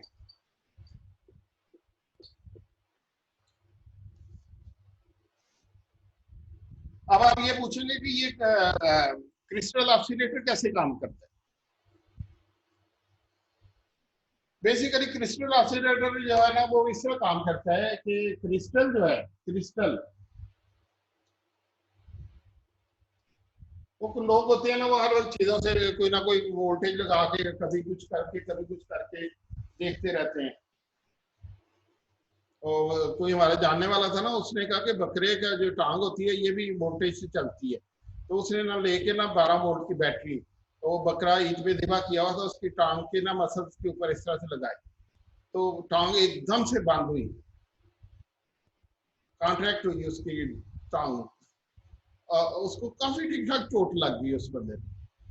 तो व्हाट आई वांट टू से इसके क्या करना चाह रहा था कि हर लोग जो है ना तरह तरह के एक्सपेरिमेंट करते हैं। तो ये क्रिस्टल एक होती है क्वार्ट्ज की क्रिस्टल। इसके उन्होंने ये किया कि इसके क्रॉस उन्होंने एक फंक्शन जनरेटर लगाया और इसके एक से 1 वोल्ट का फंक्शन जनरेटर लगाया और इसकी करंट मेजर करनी शुरू कर दी और फंक्शन जनरेटर की फ्रीक्वेंसी चेंज करना शुरू कर दी। क्वार्ट्ज क्रिस्टल है ये, खास इसका मोलेकुलर स्ट्रक्चर होता है। एक साइड पे ये आराम से ब्रिटल होती है, टूट जाती है, दूसरी साइड पे बड़ी स्ट्रांग होती है। Quartz crystal basically carbon. So इसको जब उन्होंने इसका वोल्टेज दी और करंट मेजर करना शुरू किया तो बड़ा एक इंटरेस्टिंग किस्म का कर्व उस बंदे को मिला जिसने सारी दुनिया चेंज करके रखी। उसे जब इसका करंट V/I क्या होगी, इसकी इम्पीडेंस होगी ना इसकी, तो उसने फ्रीक्वेंसी चेंज करके इसकी V/I यानी कि इसकी इम्पीडेंस मेजर करने की कोशिश की। तो उसने देखा कि इम्पीडेंस 0 है, लेकिन सर्टेन फ्रीक्वेंसी पे जाकर एकदम इम्पीडेंस जो है ना वो बहुत कम हो जाती है या बहुत ज्यादा हो जाती है, बहुत कम हो जाती है। तो ये वाली खास फ्रीक्वेंसी थी जिसमें एकदम से इसकी फ्रीक्वेंसी ज्यादा होगी। जो एंटी रेजोनेंट होगी क्रिस्टल, उसका ये सीन होगा कि एक खास फ्रीक्वेंसी पे जाके ये इसकी ये एकदम से फ्रीक्वेंसी जो है ना वो बहुत कम हो जाती है, Z जो है वो बहुत कम हो जाता है। तो ये Z जो है ना इसकी वैल्यू यहाँ पे आके एकदम से बहुत कम होगी। तो इतना नैरो बैंड है, इतना नैरो बैंड है कि आप सोच नहीं सकते, इतना नैरो बैंड है। तो आपको याद होगा कि आपने जिन लोगों ने इलेक्ट्रिकल इंजीनियरिंग पढ़े हुए एक वो होता है जिसे कहते हैं क्वालिटी फैक्टर, जो कि रेजोनेंट सर्किट्स में यूज होता है। क्वालिटी फैक्टर इस बैंड की विड्थ को बताता है कि ये विड्थ कितनी अच्छी।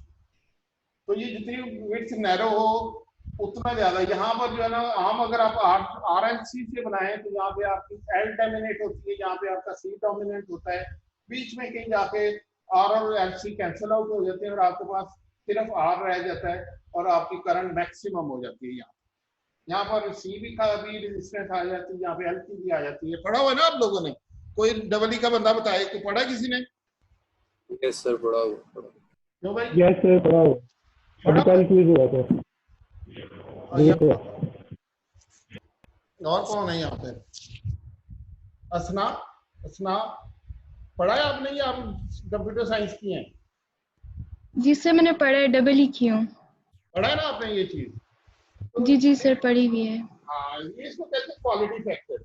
इस जो इम्पीडेंस, इसका क्रिस्टल का क्वालिटी फैक्टर बड़ा कमाल का होता है, बहुत ही ज्यादा। मतलब ये कि यूं समझे कि it was a blessing for human being.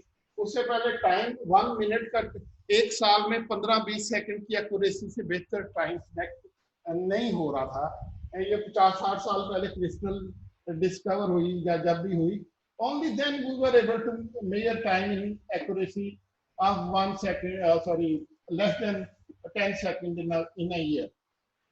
तो क्रिस्टल ये करती कैसे, काम कैसे करती है कि आप एक ऑसिलेटर बना लेते हैं यूजिंग एन ओपन बेस, कोई ऑसिलेटर बना लेते हैं या कोई रिंग ऑसिलेटर बना लेते हैं, जिसमें एक कैपेसिटर लगा होता है और एक कोई रजिस्टर लगा होता है यहाँ पे, तो फीडबैक दी होती है। आई डोंट नो, मैं वैसे बना रहा हूँ। अब ये जो ऑसिलेटर है, ये ऑसिलेट तो करता है फीडबैक की वजह से, लेकिन इसमें ये होता है कि टेम्परेचर से ये रेजिस्टेंस और कैपेसिटेंस दोनों बहुत ज्यादा वेरी करती हैं। तो ये कोई 20% प्लस माइनस फ्रीक्वेंसी, आपने अगर 1 मेगाहर्ट्ज का बनाया ऑसिलेटर, तो प्लस माइनस 5% जरूर ऊपर नीचे हो जाएगा ये वाला ऑसिलेटर टेम्परेचर से। लेकिन ये बना के आप इसको 1 मेगाहर्ट्ज का, जब इसके साथ 1 मेगाहर्ट्ज की क्रिस्टल लगा देते हैं ना, यहाँ पे कहीं, यहाँ पे ये क्रिस्टल का सिंबल है, जब यहाँ क्रिस्टल लगा देते हैं तो क्रिस्टल एक वेरी हाई 1 मेगाहर्ट्ज की क्रिस्टल लगाते हैं आप, जिसकी इम्पीडेंस 1 मेगाहर्ट्ज पे सबसे कम होती है। उससे ये होता है कि ये ऑसिलेटर जो पहले 5% की वेरिएशन दे रहा होता है, वो इस फ्रीक्वेंसी पे लॉक हो जाता है। क्रिस्टल खुद नहीं है ऑसिलेट करती, क्रिस्टल की वजह से ऑसिलेटर लॉक हो जाता है, और ये कोई इसकी एक्यूरेसी 10 ppm के करीब हो जाती है, which is 10 parts per million, which means कि after 1 million seconds आपको 10 सेकंड का फर्क पड़ेगा। तो ये क्रिस्टल ने बड़ा कमाल किया। हम सारे दुनिया की हर चीज, कोई भी डिजिटल सर्किट हो, आपको उसके अंदर ये क्रिस्टल लगी। क्रिस्टल दिखाएं जरा यार, तरह तरह की टाइप से 2-3 क्रिस्टल दिखाएं।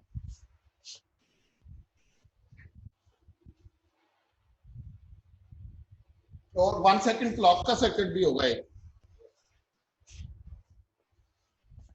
तो ये क्रिस्टल जो थी, this actually was the one which enabled human beings to get highly accurate clock because of this। तो यहाँ पे जब आप 1 मेगाहर्ट्ज की क्लॉक, इस क्रिस्टल फ्रीक्वेंसी की क्लॉक आपको मिलती है, अब टेम्परेचर से ये लॉक नहीं छूटता। बहुत ज्यादा टेम्परेचर चेंज हो, बहुत हीटअप हो, तो ये 1 मेगाहर्ट्ज से अगली एक फ्रीक्वेंसी, सेकंड फ्रीक्वेंसी होती है इसकी, लॉकिंग फ्रीक्वेंसी, ऐसे चलता है ये। तो ये यहाँ पे लॉक हो जाती है, फिर 2 मेगाहर्ट्ज पे चली जाती है। रेजोनेंट फ्रीक्वेंसी भी एक तरह के हार्मोनिक्स होते हैं इस क्रिस्टल के, तो एक से लॉक से निकलती है तो ये दूसरे लॉक में चली जाती है। ये मैं जरा अपने हाथों पे ये लगा के फिर बताऊंगा, ये भी आजकल सारे चलते हैं साथ।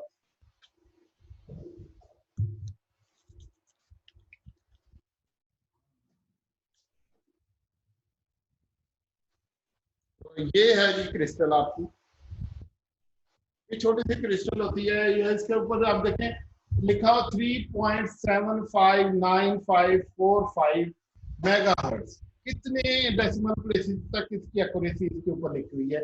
दूसरी क्रिस्टल है, ये है 11.059200 मेगाहर्ट्ज। तो ये इतनी ज्यादा डेसिमल प्लेसेस तक इनके ऊपर इसकी एक्यूरेसी लिखी होती है। तो they are really very accurate up to a hertz, up to 1 many decimal places। तो जब आप इसको फिर डिवाइड करेंगे ना, तो आपको बड़ी एक्यूरेट आगे से रीडिंग मिलती जाएंगी, और ultimately you get a 1 second clock, that will have 10 ppm accuracy. के अगर आप 1 मिलियन सेकंड में टोटल क्लॉक साइकिल इसमें मेजर करेंगे, तो वो 1 मिलियन से प्लस माइनस 10 ही होंगे, उससे ज्यादा सेकंड नहीं होंगे। पता नहीं 1 मिलियन सेकंड इंसान की 4-5 दिन बन जाते हैं, 5-6 दिन बनते हैं एक बंदे की। जिंदगी के 1 मिलियन सेकंड के साथ। तो आपने देखा होगा कि अक्सर वॉचेस जो है ना वो 5-6 दिन बाद 2-3 सेकंड आगे पीछे होती है।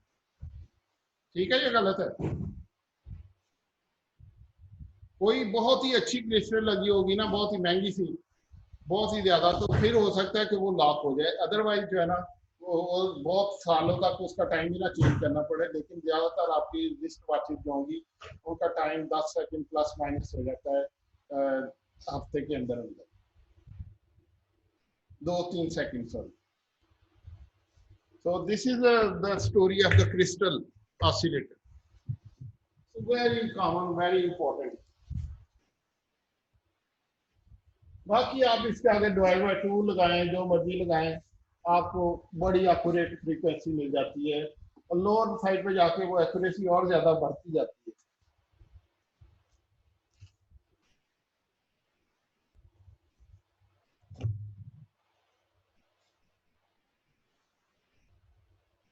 तो अब हमने बनाने हैं, क्या करना था,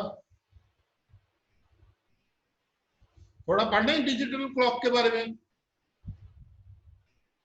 टाइम हो गया था। हो गया टाइम?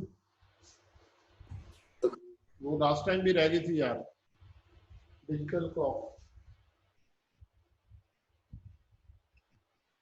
चलो फिर इसको नेक्स्ट लेक्चर में देखेंगे, डिजिटल क्लॉक।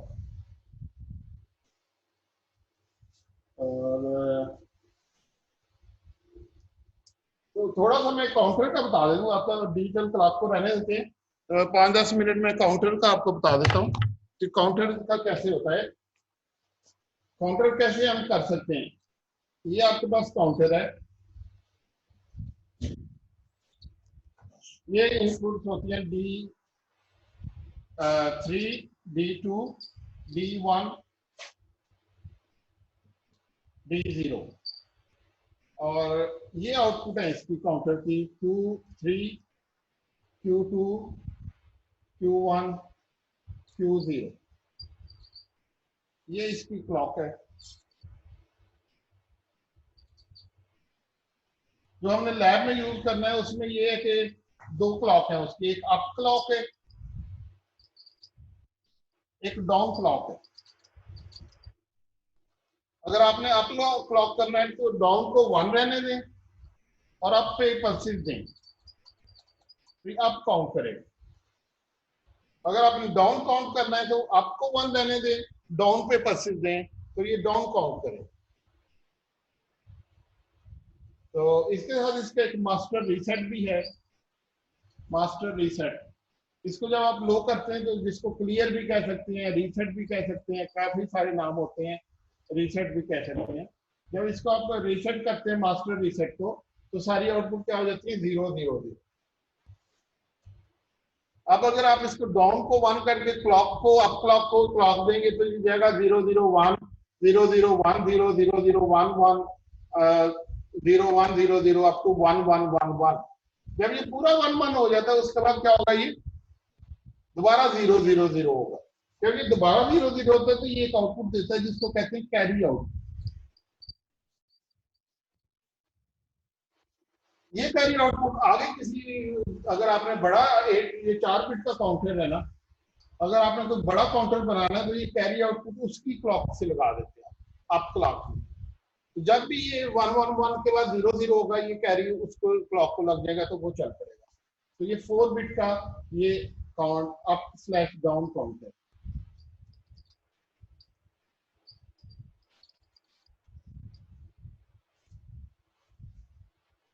तो रीसेट करें, 0 0 करें। अगर आप इसकी 0 0 करें, अगर अप को 1 करके डाउन पे पल्सेस देंगे तो 0 0 के बाद क्या आएगा, क्या आएगा 0 0 0 के बाद 1 1 1 1। तो ये जो स्टेट मशीन है इसकी डाटा शीट में उन्होंने बाकायदा स्टेट मशीन भी बनाई हुई है, इस तरह से करके पूरी स्टेट मशीन बनाई है। अगर आप काउंट करेंगे तो ये इधर को जाएगा 0 0 0 1 में। अगर डाउन काउंट करेंगे तो ये इधर को जाएगा, ये कौन सी स्टेट है, 1 1 1 1। तो ये डाउन काउंट है। अप काउंट इधर को जाएगा यहाँ। जब यहाँ से यहाँ पे जाता है तो ये कैरी देते हैं। जब यहाँ से यहाँ जाता है तो ये डाउन काउंट करते करते ये रोल ओवर हो गया, तो उसमें इसकी एक आउटपुट आती है, उसको कहते हैं 12। 12 इसलिए कहते हैं कि count down is like decrement. तो आप डिक्रीमेंट करते करते आप 0 हो गए तो आपको एक 12 देना पड़ता है अपनी नेक्स्ट बिट से। तो ये 12 को इसलिए अगली आउटपुट को दे देते हैं ताकि वहां से वो एक 12 आपको मिल सके। तो ये कैरी और 12 ये दोनों इसकी इनपुट्स होती है। अब सवाल ये कि इनका क्या मतलब है? इनका मतलब है कि इनके साथ एक इनपुट होती है लोड। लोड को अगर आप लो करके यहाँ पे आप लॉजिक स्विच लगा सकते हैं, कोई भी यहाँ पे स्विच लगा सकते हैं, लॉजिक स्विच।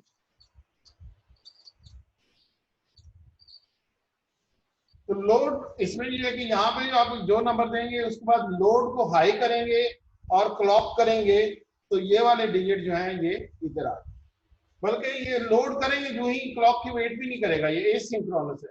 जो ही आप ये नंबर देके लोड के बटन दबाते हैं, लोड को हाई करेंगे तो ये वाले नंबर इधर आ।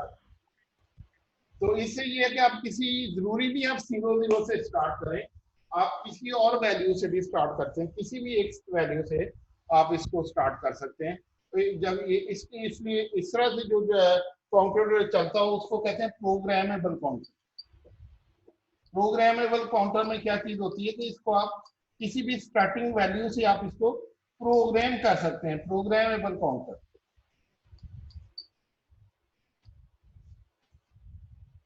तो अगर मैं इसको किसी भी वैल्यू से आप मैं इसकी स्टार्ट कर सकता हूँ। यहाँ पे मैंने ये दिया 0 0 0 0 1 1 0 फर्क दिया है और इसको मैंने लोड किया है तो ये 0 1 1 0 यहाँ पे आ जाएगा विच इज 6। अब मैं जब आप काउंट करूंगा तो 6 से स्टार्ट करेगा, 7 हो जाएगा, 8 9 10, फिर वो जाएगा 11 12 13 14 15, फिर दोबारा 0 पे चला जाएगा। दोबारा ये ऑटो लोड नहीं करता। ऑटो लोड करने के लिए हम फिर पढ़ेंगे कि इसको ऑटो लोड कैसे चलाते हैं, how to make it auto load every time so that always starts from 3। जब भी ये रोल ओवर करे ये 5 से काउंट करे, यानी ये इस तरह से करे 5 6 7 up to that 1 1 1 which is 15। उसके बाद दोबारा 5 से स्टार्ट करे, 0 से स्टार्ट करे। तो ये जो वैल्यू है ये स्टार्टिंग वैल्यू मैंने दी है, जिसको मैंने कहता हूँ कि मैंने इसको प्रोग्राम किया है। स्टार्टिंग वैल्यू 6 दिया, सॉरी 6 0 1 1 0 which is 6।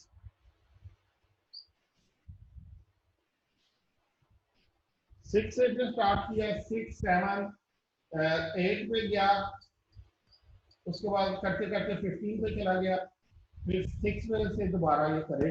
ये तो हम ये देखेंगे कि इसको ये ऑटो रीलोड इसको कहते हैं कि दोबारा कैसे अपने आप को प्रोग्राम ऑटो प्रोग्राम कर सकता है सो दैट ये इसी लूप में रहे 6 से 15 6 से 15 6 से 15। तो ये वाली चीज भी हम अगली दफा देखेंगे। मेरा आज के लिए इतना ही काफी है। Any questions about these shift registers and counters? Sir जो MR/ लिखा हुआ है उसका क्या मतलब है? MR बार MR ये क्लियर है, MR और क्लियर रीसेट, मास्टर रीसेट नाम उन्होंने उस जमाने में रखे होते थे, मास्टर रीसेट।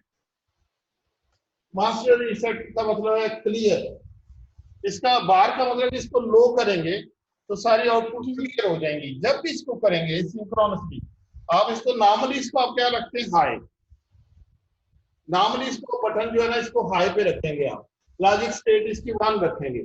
लेकिन कभी आप चाहते हैं कि सारी आउटपुट 0 0 हो जाए, आपके दिन में आता है आज मैं सारी 0 0 करके देखता हूँ, तो आप मास्टर रीसेट एक्टिवेट कैसे होगी? 0 करने से एक्टिवेट होगी क्योंकि ऊपर बार है। तो आप इसको 0 करेंगे, मास्टर रीसेट एक्टिवेट होगी, सारी आउटपुट 0 0 0। ठीक। सर अगर हम डाउन पे 1 देंगे और अप पे पल्सेस देंगे तो वो डाउन काउंटर होगा ना? अगर डाउन पे 1 देंगे, अप पे पल्सेस देंगे, जिसपे क्लॉक देंगे वो उसी डायरेक्शन में काउंट करेगा ना। अप पे आप पल्सेस दे रहे हैं तो आपको क्लॉक दे रहे हैं ना, उतनी क्लॉक उतनी दफा ये काउंट कर जाएगा। 5 दिए हैं 5 काउंट करेगा। डाउन काउंट में तो 1 है, उसमें तो कोई इंफॉर्मेशन नहीं है कि कितनी दफा मैंने डाउन काउंट करना। ठीक है सर। जी सर। और क्वेश्चन एनीवन? यहाँ से जो है प्रोग्रामेबल काउंटर, इससे हम ये भी कर सकते हैं कि काउंट किसी ये भी कर सकते हैं कि 2 पे काउंट करें, मतलब 2 4 6 8 10 12 14, इससे भी काउंट कर प्रोग्राम कर सकते ये वाला काउंटर है ना जो हम हमारे पास पड़ा हुआ है, ये वाला +1 या -1 नहीं कर सकता, इंक्रीमेंट ही कर सकता है, डिक्रीमेंट ही कर सकता है। और ये वैसे अगर आप 3 बिट ले लें, इसको छोड़ दें तो ये तो +2 हो रही होंगी, इसको रहने दें। ये LSB है ना, ठीक है।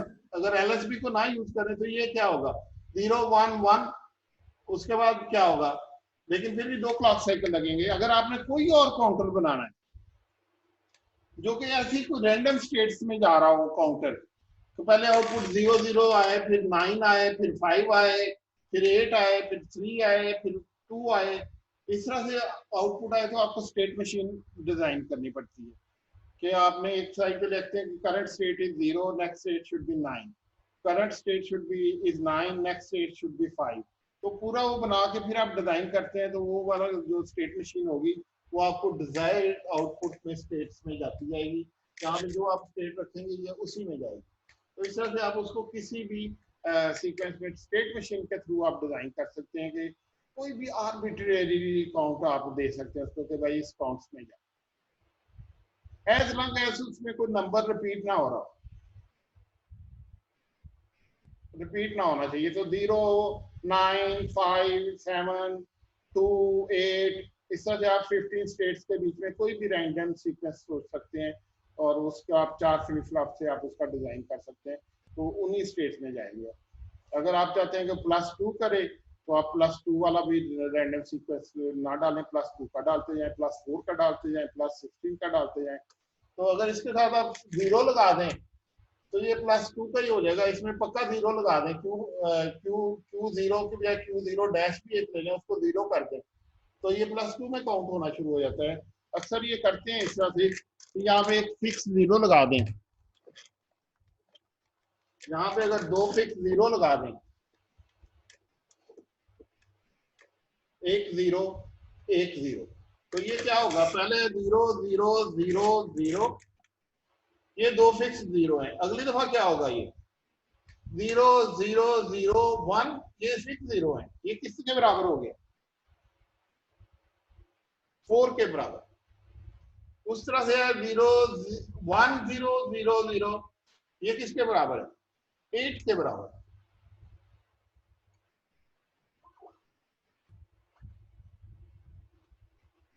तो इस तरह से जो है ना, ये इस तरह भी कर लेते हैं कि ये 0 0 0 2 लगा लेते हैं साथ। एक्चुअली आपका जो प्रोसेसर है उसने जब बाइट को एक्सेस करना है तो वो +1 कर रहा होता है, जब वो वर्ड को एक्सेस करता है तो 4 बाइट का डिस्टेंस है ना उनमें, वर्ड एक वर्ड 4 बाइट का है, तो वो ये 2 0 लगा के फिर इंक्रीमेंट करता है। इस तरह से वो 4 लोकेशन को जंप करता है, हर लोकेशन जो है ना एक वर्ड को पॉइंट करती है। तो इस तरह से प्रोसेसर भी यही करता है, जब उसने वर्ड को या इंटीजर को 4 बाइट के इंटीजर को की अरे को एक्सेस करना है तो वो ये 2 0 लगा के एक्सेस करता है। जब उसने एक सिंगल कैरेक्टर स्ट्रिंग को करना है तो ये 0 हटा देता है, फिर वो बाइट पर बाइट उसमें जाता है। तो ये 2 0 वाला बड़ा कॉमन कॉन्सेप्ट है कि इधर 2 0 लगा दें, तो इससे ये है कि वो 4 का जंप लगाता है। काउंटर वही है ये वाला, ये 2 0 साथ लगे हुए हैं तो ये बन जाता है 6 बिट का काउंटर बन गया है, जो कि 4 से लेकर 0 4 8 16 इस तरह काउंट करे। ठीक है, साथ समझ आ गई? चुप हो गए सारे लोग? समझ आ गई? हैं? समझ आ गई है ना? तो ये प्रोसेसर इस तरह से कर सकता है। अगर इंटीजर 64 बिट का है ना तो वो यहाँ पे 4 0 लगा देता है।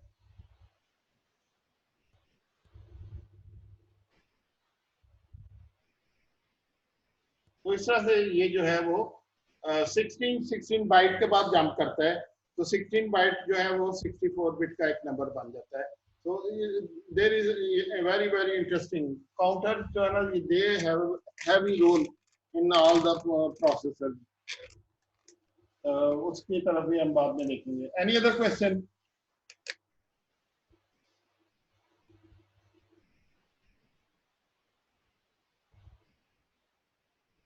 Anybody?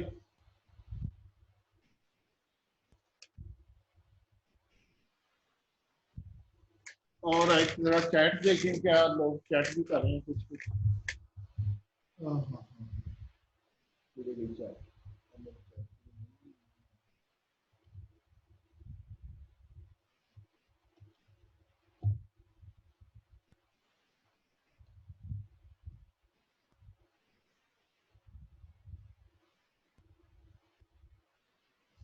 हाँ जी, ये किसी जमशेद ने कहा कि क्वार्ट्ज क्रिस्टल को प्रेस करें तो वो वोल्टेज जनरेट करती है. Exactly this is just like जैसे मोटर को घुमाएं तो वो वोल्टेज जनरेट करती है, उसको वोल्टेज दें तो वो घूमती है. Exactly like that quartz crystal को अगर आप वोल्टेज दें तो वो वाइब्रेट करती है, और अगर आप उसके प्रेस करें तो वो वोल्टेज जनरेट करती है. You are very good about that and the quality factor is very high. Any other questions?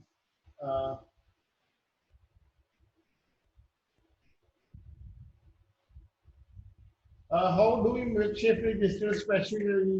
वो हम डिजाइन में उसका करेंगे कि वो कैसे साइन बिट को वही रहने देता है और बाकी नंबर को शिफ्ट करता है, वो रहने देता है. That is out of course. As long as you know कि what is signed shift, जिसको अरिथमेटिक शिफ्ट कहते हैं. हार्डवेयर में आप क्या किस चीज की मैं हार्डवेयर पढ़ाऊँ, उसकी हार्डवेयर अलग से बनानी पड़ती है. तो जब वो साइन नंबर हो तो साइन बिट को ना वो शिफ्ट करे, वो जरा ज्यादा है. Can only B use for multiplication power tool. बिल्कुल ऐसे ही मल्टीप्लाई बाय 3 नहीं कर सकते आप. अगर वो आपने मल्टीप्लाई बाय 3 करना है तो आप मल्टीप्लाई बाय 2 करें, प्लस एक्स को पहले मल्टीप्लाई बाय 2 करें, फिर 1 ऐड करें, तो ये फिर 3 दफा ऐड हो जाए. अगर किसी ने बहुत ही ज्यादा पढ़ना है कि किसी भी रैंडम नंबर से किसी नंबर को कैसे मल्टीप्लाई करते हैं सिर्फ शिफ्ट यूज करके, तो उसके लिए एक बड़ी मशहूर एल्गोरिथम है. जब मल्टीप्लाई करते हैं तो वो वाली एल्गोरिथम यूज होती है, उसको कहते हैं बूट्स एल्गोरिथम. अगर कोई बंदा इंटरेस्टेड है बूट्स एल्गोरिथम, आप देखें, उसकी वीडियो आपको मिल जाएगी. How boots algorithm can very quickly using shift and add it can multiply any two number जब मल्टीप्लाई नहीं होते. So it would do in very small steps, very few number of steps. ये किसी भी number को, दो number को आपस में मल्टीप्लाई कर देते. भाई उसके लिए जरूरी था कि जो नंबर जिससे मल्टीप्लाई करना है उसमें वंस एंड जीरोस का रन हो. ये नहीं है 1 0 1 0 1 0 1 0 फिर नहीं वो चलती. उसमें मतलब 8 1 हैं, फिर 4 0 हैं, फिर 5 1 हैं. तो जितने ज्यादा वो रन होंगे ना 1 या 0, उतनी जल्दी वो चलती. So how do you know कि shift register deal exclusively with sign number? Parallel load. Sign number मैंने बताया कि वो कैसे डील करते हैं साइन नंबर से. वो हार्डवेयर खास उसके लिए होती है जो कि शिफ्ट रजिस्टर में शिफ्ट राइट की जगह पे साइन बिट लगा देती है. उससे वो शिफ्ट लेफ्ट हो या शिफ्ट राइट हो, साइन बिट ही शिफ्ट होता है. तो उसके इसलिए उसको शिफ्ट राइट होने से साइन बिट खराब हो सकती है ना, तो साइन बिट को ही शिफ्ट राइट पे लगा देते हैं. उससे ये होता है कि साइन बिट ही शिफ्ट होती जाती है. Okay, so what is meant by parallel load? Parallel load होता है कि लोड इनपुट, बस पैरेलल का मतलब है कि चारों की चारों इनपुट वैल्यूज एकदम से चारों की चारों को आउटपुट पे अपीयर हो जाती है. एक होता है सीरियल लोड, भी एक चीज होती है, शायद कभी टाइम हुआ शिफ्ट रजिस्टर में तो हम पढ़ेंगे, जिसमें आप ना एक पहले बिट को Q0 में डालते हैं, फिर शिफ्ट करते हैं, अब Q0 में वो जाता है, फिर उसकी दूसरी बिट Q0 पे आ जाती है, वो Q1 पे चली जाती है. इस दफा आप 4 दफा शिफ्ट करते हैं तो एक 4 बिट का नंबर आपका शिफ्ट इन होता है. That will be a serial load. Parallel load में 4 इनपुट्स होती हैं, चारों की चारों शिफ्ट होके आउटपुट पे इकट्ठी चली जाती हैं. That's why it is called parallel load, mean चारों पैरेलल में लोड होती है. 8 बिट का पैरेलल शिफ्ट रजिस्टर होगा तो 8 की 8 पैरेलल इनपुट्स जो है वो 8 की 8 एक ही क्लॉक साइकिल में पैरेलल में ऑल डीज जो है ना वो क्यूज में शिफ्ट हो जाती हैं. That would be called an parallel load of 8 bit number in a counter or a register. So that is parallel load. ठीक है, समझ आ गई Jamshed? Jamshed, are you there? All right, very good. बड़े अच्छी क्वेश्चन है. डिफरेंस बिटवीन कैरी एंड बारो. यार आप जब ऐड कर रहे होते हैं तो क्या होता है, एमएसपी से कैरी आता है. जब सब्ट्रैक्ट कर रहे होते हैं तो एमएसपी पे क्या चाहिए होता है, बारो.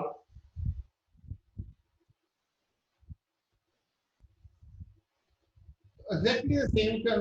जब आप काउंट डाउन कर रहे हैं तो बेसिकली आप सब्ट्रैक्ट कर रहे हैं -1. अल्टीमेटली जब 0 0 होगा और सारे 1 1 1 होंगे तो एक बारो जनरेट होना चाहिए जो कि अगली जो है ना आपका काउंटर उसको भी वो डाउन काउंट में जाता है तो वो 1 हो जाता है. 99 आप काउंट डाउन कर रहे हैं, 98 हुआ, 97 हुआ, 96 हुआ, 95 हुआ, 94 हुआ, 93 हुआ, 92 हुआ, 90 हुआ. अब उसने दोबारा 9 पे जाना है. जो ही 0 से 9 पे जाता है तो उसने एक बारो जनरेट करना है. बारो का मतलब है कि जो नेक्स्ट हायर डिजिट है उसमें से एक सब्ट्रैक्ट करो तो 9 में से सब्ट्रैक्ट होकर 8 हो जाएगा तो आप 89 पे चले. तो बारो का मतलब है कि जो नेक्स्ट हायर डिजिट है उसमें से एक सब्ट्रैक्ट करो. कैरी का मतलब ये कि जो नेक्स्ट हायर डिजिट जो भी 4 बिट्स हैं उनमें एक ऐड करो, उसको एक एक्स्ट्रा उसको काउंट अप करो. बारो अगली स्टेज में काउंट डाउन करवा दो. ठीक है, समझ आ गई? कौन था, किसने पूछा था? हाँ भाई, Khwaja Junaid. Got it? Anybody else? बहुत अच्छा लग रहा है मुझे इस तरह से आप लोग पार्टिसिपेट करें. This is very good. Anybody else? All right, I am going to finish recording now. I am also tired. बैठ के लाइव भी चलती रही है और उसके वगैरह भी काफी दिए और ये तो काफी थक गए हैं. So I am going to stop recording now. Quickly अगर किसी ने कुछ पूछना है तो अभी टाइप कर दें.